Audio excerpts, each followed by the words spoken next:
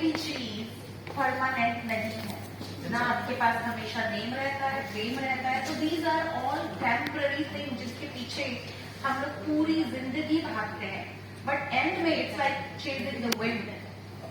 तो अब देखो, and I am not talking bad about anybody, but really जो लोग चले गए हैं, जो अब हमारे साथ नहीं है, जितने भी स्टार्स हैं, आज कौन उनको याद करता है?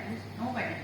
सो सक्सेस के ऊपर बहुत ज्यादा हमारा फोकस है, मटेरियल गेम्स के ऊपर बहुत हमारा फोकस है, but nobody is thinking about spiritual success.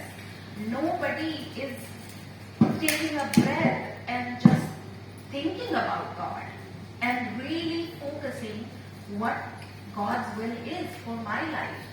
तो हम लोग कभी वो ठहर के सोचने की भी कोशिश नहीं करते हैं। एक दौड़ चल रही है जिसमें हम भाग रहे हैं, भाग रहे हैं, भाग रहे हैं, but end of the day हम कुछ भी नहीं लेके जाने वाले। तो ये सब चीजें जब मैंने रियलाइज की, तो now I have some spiritual goals for my life and I am following that. तो फिर फिल्में आप नहीं करोगे? मतलब ये थोड़ा सा इसके बारे में मतलब आपने वो तो बता दिया स्पिरिचुअल साइड जी। तो अगर आपको मौका मिल रहा है, लोग ऐसे हैं जिनके पास काम ही नहीं है, तो आपको मिल रहा है तो आप कर नहीं देते, तो इसका कारण That is the irony of life. देखो लीगल नोटिस में जेब में लेके घूमता हूँ, अभी भी लेके आया हूँ।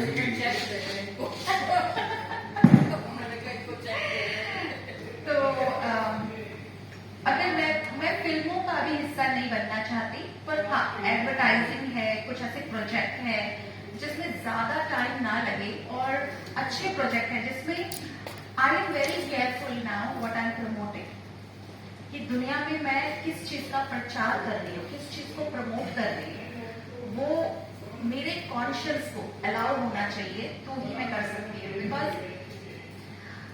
एक जो स्पिरिचुअल मैन और वुमेन होता है, they are working towards the glory of God.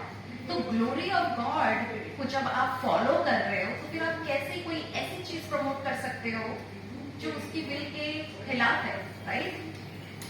तो ये सारी चीजें बहुत सोचने वाली हैं।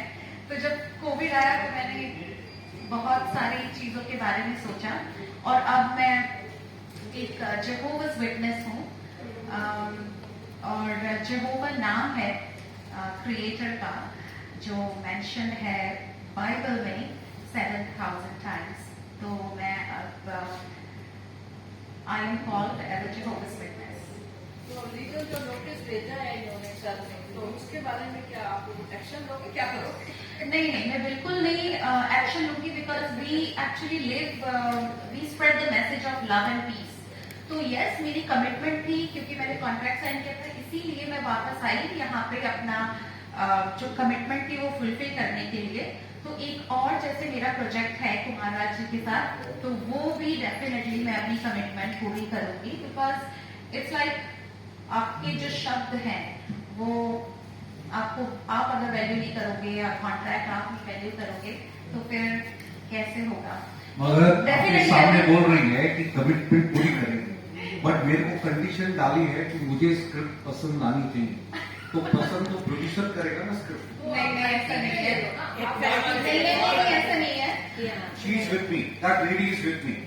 बाकी और लोग इनके साथ my self producer and director, हमेशा जो है प्रोड्यूसर हीरोइन या उसका चयन करता है, पर एक नायक नायिका या किसी भी पात्र को उस आलेख को देखने का और चयन करने का पूरा अधिकार है।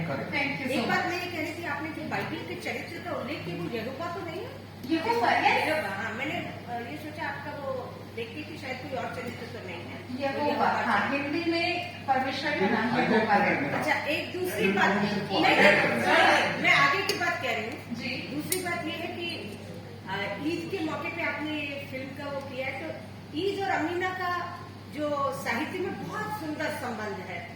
क्या बात, क्या बात। और वो एक तरीके से जिसको ये कहा जाए कि एक हमेशा की, जिसको माइलस्टोन कृति कहा जाता है, शाश्वत रचनाएं जो कहा जाता है, उसमें परिगणित है। तो इससे उसका क्या संबंध है, एक प्रश्न। और दूसरा ये है कि हमेशा ही व्यक्ति जो है वो ईश्वर का चिंतन करता है, उसके लिए आध्यात्मिक लक्ष्य है, वो उसके साथ साथ चलते हैं, उसके लिए किसी वैराग्य की आवश्यकता नहीं है। You are quite young, you are beautiful, you are